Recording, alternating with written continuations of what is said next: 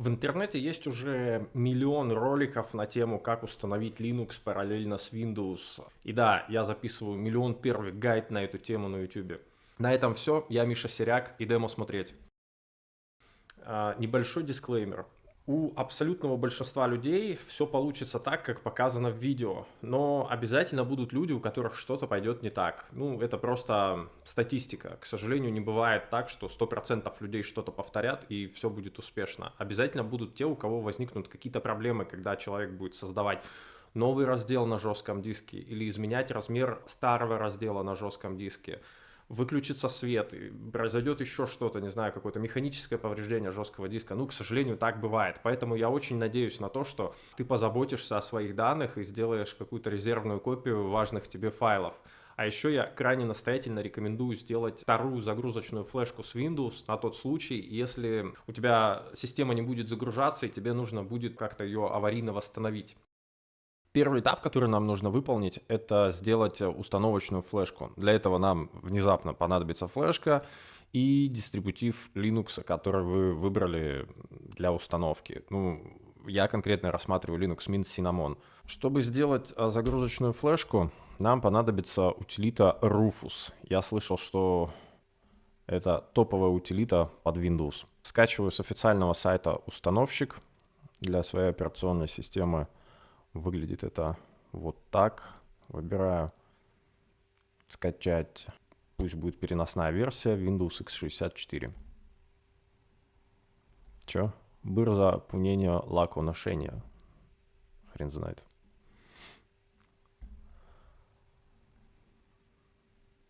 Пока скачивается, еще мне нужен... Я уже предварительно скачал образ Linux, который мне нужен. Он находится у меня в сетевой папке загрузки. Так, окей. Открываю папку с утилитой. Я вижу экран интерфейса с кучей опций. На самом деле тут не все как бы нужно использовать. В общем, пройдемся по порядку. Первое поле — это устройство. Мы выбираем здесь наш диск с флешкой. Ну, у меня здесь только одна флешка. Если у вас несколько, вы можете выбрать, какую именно хотите сделать как загрузочную. Метод загрузки. Честно говоря, вообще не понимаю, что такое незагрузочный метод. Хрен его знает. Нам нужен диск или образ ISO, опция. MS-DOS и FreeDOS, я так догадываюсь, установит операционную систему DOS, FreeDOS на флешку. Не знаю, зачем это вам может понадобиться, но вот такую опцию предоставляет утилита Rufus. Диск или образ ISO, и выбираю этот образ. У меня он находится в сетевой папке. Кстати, где она? А у вас это, наверное, в той папке, куда вы загружаете торренты или где загрузки по умолчанию от браузера. Так, нажимаю «Открыть». И вуаля, постоянный размер раздела. Я, честно говоря, не знаю, что это за опция. Наверное, здесь можно сделать размер, который будет хранить ваши файлы, которые вы создаете, когда пользуетесь системой с флешки. Но это не точно на самом деле. Схемы раздела. Метод MBR, GPT. Две схемы раздела, две таблицы раздела. Я об этих таблицах расскажу чуть позже. Я попрошу вас выбрать для флешки MBR, потому что он универсален для систем, которые работают на BIOS, и системы более свежие, более современные, которые работают на системе UEFI или UEFI, не знаю, как правильно произносится. Новая метка диска. Ну, выбираем там, не знаю, то, что вам хочется, чтобы вы потом понимали в списке устройств, что это за флешка и что она в себе содержит. На всякий случай проговорю это. Те файлы с флешки, которые вы хотите сохранить, вам нужно их куда-то скопировать, потому что флешка будет очищена. Жмем старт и, окей, выбираю рекомендованный образ. Рекомендуемую опцию. Этот образ использует, ну, допустим, да.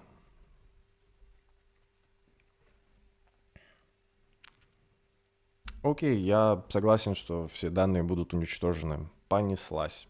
Пока выполняется установка, я бы хотел поговорить про разделы на жестком диске. И существует таблица разделов жесткого диска MBR, Main Boot Record. В общем, изначально все жесткие диски хранили свои разделы в этом формате. Его нельзя использовать на жестких дисках, которые обладают объемом памяти свыше 2 терабайт. Ну, там 2 терабайта и с хвостиком небольшим. На таких жестких дисках можно использовать только 4 основных раздела. Это значит, что ты можешь создать только 4 раздела, например, с разными версиями Windows, которые будут загружаться.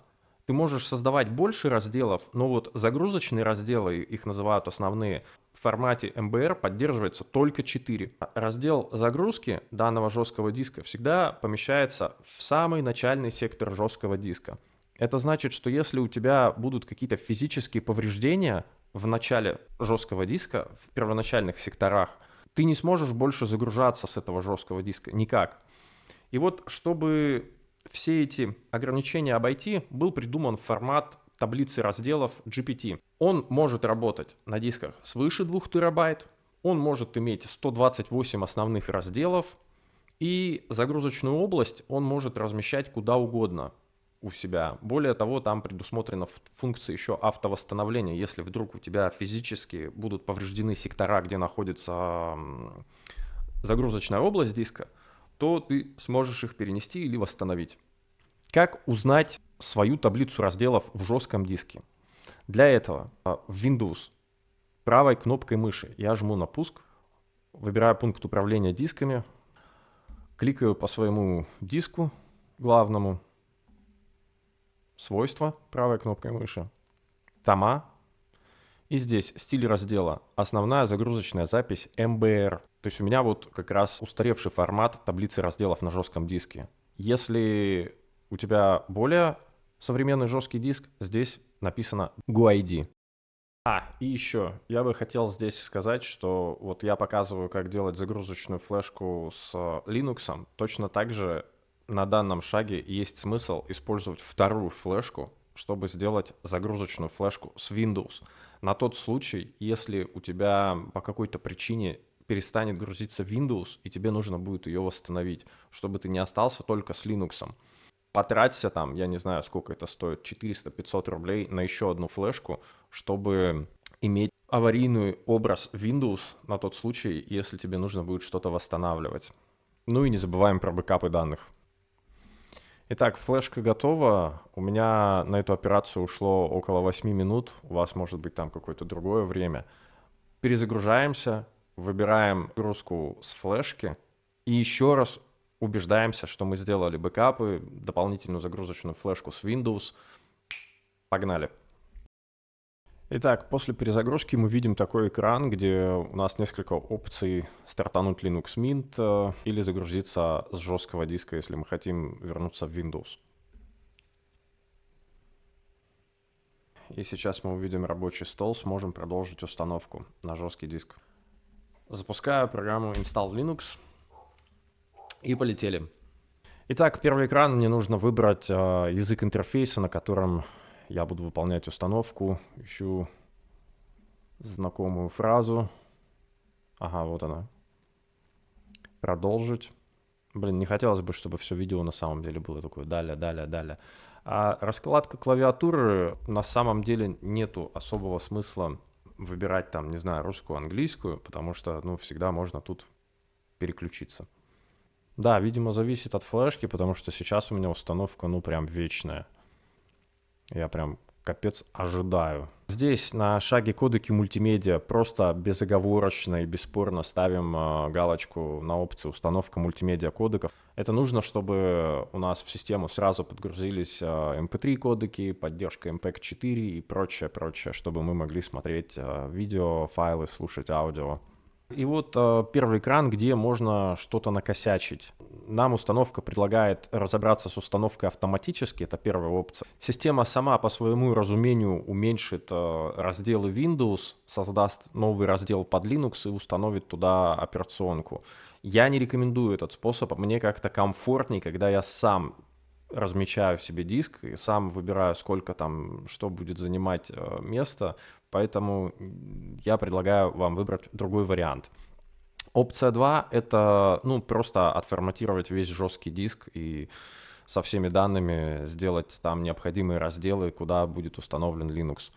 В общем, выбираем другой вариант. Здесь мы должны сейчас увидеть список разделов на жестком диске. Так, и что я тут вижу? У меня жесткий диск, где была установлена только Windows. Я теперь вижу каких-то 3 непонятных раздела. Где мой диск C вообще? Куда все подевалось? В Linux разделы жесткого диска обозначаются просто как пути папок. И здесь мы видим 3 папки: DevSDA1, DevSDA2, DevSDA3. Самый большой раздел — это мой диск C с Windows. Вот, файловая система NTFS. Откуда взялись еще 2 раздела? Windows, не знаю, начиная с какой версии, создает один раздел. Это раздел загрузчика Windows. Вот он не находится на диске C, а находится на другом разделе, чтобы нельзя было им как-то манипулировать и чего-то, не дай бог, сломать. Раздел SDA3 — это та область жесткого диска, в которой находятся специальные файлы для восстановления. Я, честно говоря, не знаю, как это работает, но вот этот раздел, он нужен, чтобы запускать систему автоматического восстановления. Эти разделы трогать не нужно. Для того, чтобы нам поставить Linux, нам нужно освободить некоторое место и создать новый раздел. Для этого нам подходит только диск C, ну, точнее, раздел, который обладает наибольшим количеством свободного места. Его мы можем уменьшить и создать на свободном месте новый раздел. Показываю, как это делать. Жму кнопку «Изменить», и здесь, ну, не знаю, попробуем уменьшить, например, на 50 гигабайт данный раздел. От 136 отнимаю 50, получаю там сколько? 86. Я видео отмонтировал, на самом деле я капец долго считал. Так, ну понятно, то есть чтобы нам дальше продолжить, программа внесет изменения на жесткий диск. В общем, если мы согласны, жмем продолжить. Если есть подозрение, что что-то не то, откатываемся кнопкой назад. Так, жмем продолжить. И сейчас у меня должно появиться неразмеченное свободное место на жестком диске объемом около 50 тысяч мегабайт. Окей, да, вот оно, свободное место. На нем я выбираю сделать новый раздел, вот, размер 50 тысяч мегабайт. И тут вот эти дополнительные опции разберем по порядку. Что такое тип нового раздела? Основной, логический. Как мы уже ранее замечали, у жестких дисков есть 2 типа таблицы разделов. Старая МБР и новая GPT. В старой МБР можно было создавать только 4 основных раздела. У GPT в целом пофиг. Ты можешь создавать там, по-моему, 128 разделов основных, логических, бесконечно. Ну, то есть, как будто бы эти лимиты сложно нарушить. Я эту теорию рассказываю просто, чтобы было представление, почему эти опции здесь даны. На самом деле, вот сейчас для установки Linux вообще пофиг. Ты просто можешь выбрать логический, и все будет у тебя в порядке. Дальше. Местоположение нового раздела. Начало пространства, конец пространства. Здесь я тоже дам немножко теории, но на самом деле это не обязательно. Ты можешь просто выбрать начало этого пространства. Суть в чем? У тебя жесткий диск, он работает, ну, примерно как грамм-пластинка, крутится. И вот считывание информации с начала пространства пластинки происходит намного быстрее, чем в ее конце. Ну, то есть, если видели, как головка у пластинки считывает информацию, она идет от начала к концу. И в начале это происходит быстрее за счет того, что, ну, просто на секторе у тебя, сказать-то, мать его, за счет вращения тебе на внешнем контуре получится считать больше информации за одно вращение, чем в конце. Это все имеет смысл только для жестких дисков старого типа, где прям физически диски находятся. Если у тебя твердотельный накопитель, их называют SSD-диски, то тебе вообще пофиг, какую ты опцию тут выберешь. Эта опция нужна для старых дисков, и то не сказать, что она прям сильно важна. Поэтому выбирай абсолютно все, что вот душе угодно, просто по умолчанию оставь начало этого пространства. Ты никак не накосячишь здесь, поэтому пофиг, что ты выберешь.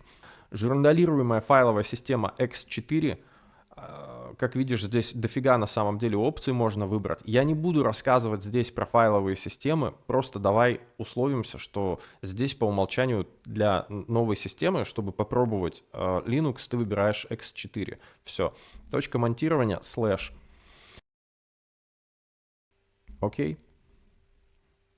Вроде как все готово. Остается только нажать кнопку «Установить». Полетели. Выбираем часовой пояс, в котором мы живем.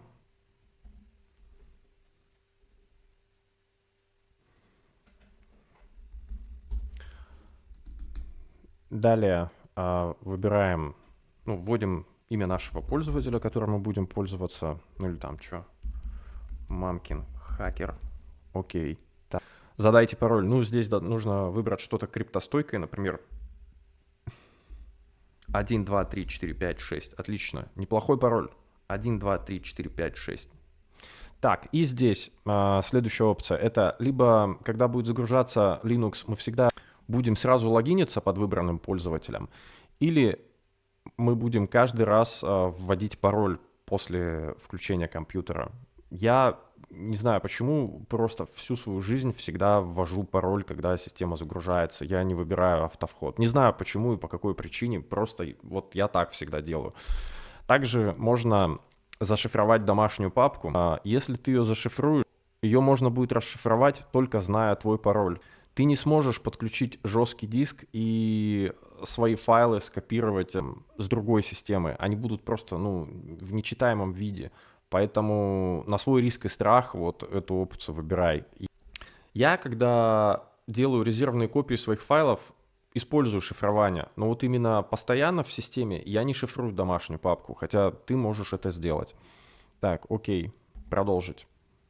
И сейчас у нас, похоже, все шаги, где требовалось наше вмешательство, пройдены, и теперь система будет устанавливать себя. Нам остается только дождаться. Я здесь не буду выкладывать полную установку. Кто захочет, может посмотреть ее в телеграм-канале. Ссылка в описании. Едем дальше. Наша система установлена, установка завершена, и теперь у нас тут две опции. Продолжить знакомство — это значит остаться в системе, которая установлена на флешку, и все изменения, которые мы будем делать в рамках этой сессии, они после перезагрузки сотрутся. То есть флешка вернется к своему первоначальному состоянию, как только мы туда загрузили Linux. Либо мы можем перезагрузиться сразу в нашу систему, которую мы только что установили. Выбираем «Перезагрузить».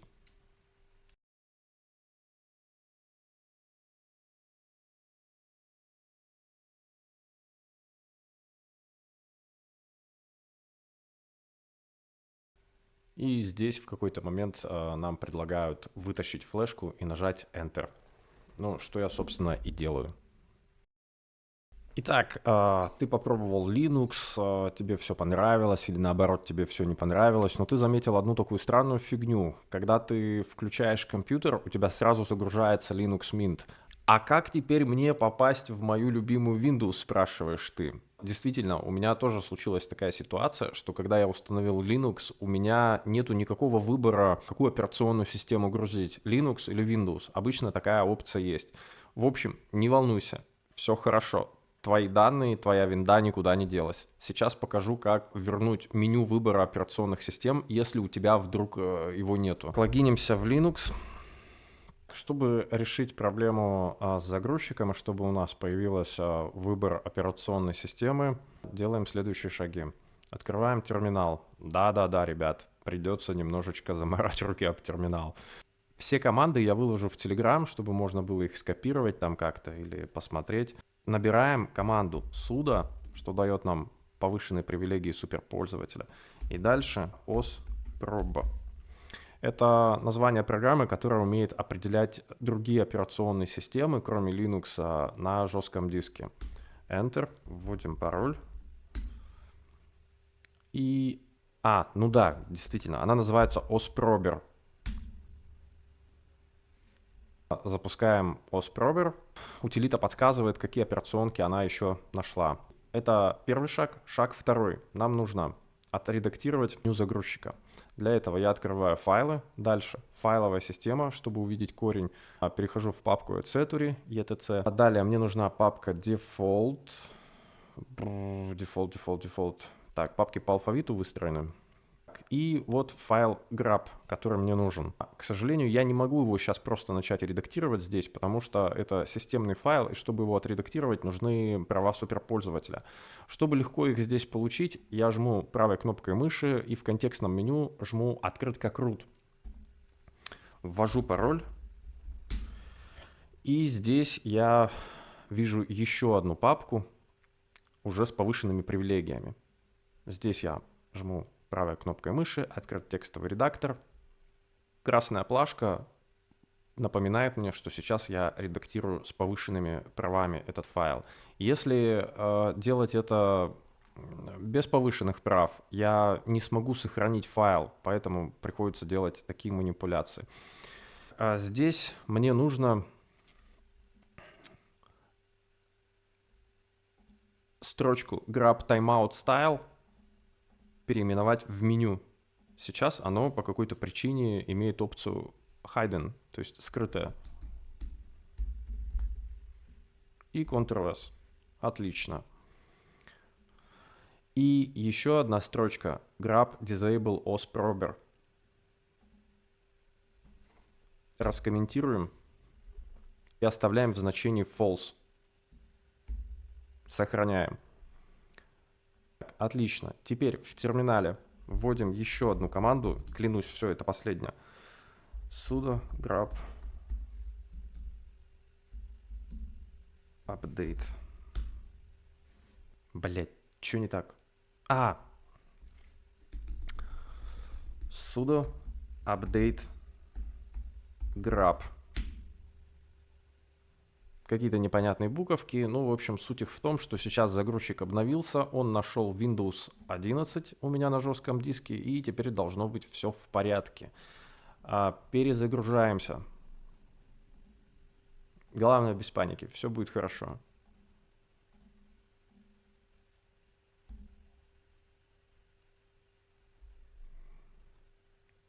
Когда ты паникуешь, ты, начинаешь что-то суетиться, какую-то такую хрень делать и обязательно что-нибудь напортачишь, поэтому без суеты. Итак, после перезагрузки я вижу меню Grab, вижу Linux Mint, вижу свою Windows 11.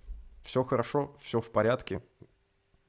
Если я хочу загрузиться в Windows 11, загружаюсь в Windows 11. Вставляю этот фрагмент видео для тех, у кого произошла какая-то авария, они не могут загрузить Windows. Для такой ситуации нужна вторая флешка, куда ты можешь установить специальный образ Windows, который помогает реанимировать систему. Я не знаю, как правильно эти образы называются. Я нашел образ, который называется Windows 10 Pre-Install Environment, Windows PE. Я так понимаю, с помощью этого образа можно восстановить загрузку Windows на тот случай, если она не загружается. Я проверил, у меня этот кейс срабатывает. Я вставляю флешку, выбираю загружаться с нее, и у меня появляется меню. Блин, надо показать это. С флешки у меня появляется такое меню, которое вот может мне загрузить WinPE среду. Там различные спасательные утилиты. И вот этот пункт Search and Start Windows 7, 8, 10, 11. У меня он работает даже в том случае, если загрузчик на жестком диске испортился и не грузится там, например, ни Windows, ни Linux. Работает, у меня, по крайней мере, сколько я пробовал по-разному сломать загрузчик, в 100% случаях получается использовать эту опцию для успешной загрузки. Я, к сожалению, не могу осветить все аспекты восстановления загрузки Windows, просто потому что, я много лет уже ей не пользуюсь. Боюсь, что не обладаю достаточными компетенциями, чтобы осветить этот вопрос. Просто оставлю информацию на утилиты, с помощью которых можно восстановить загрузчик, и ссылки на видеоролики, которые помогут это сделать.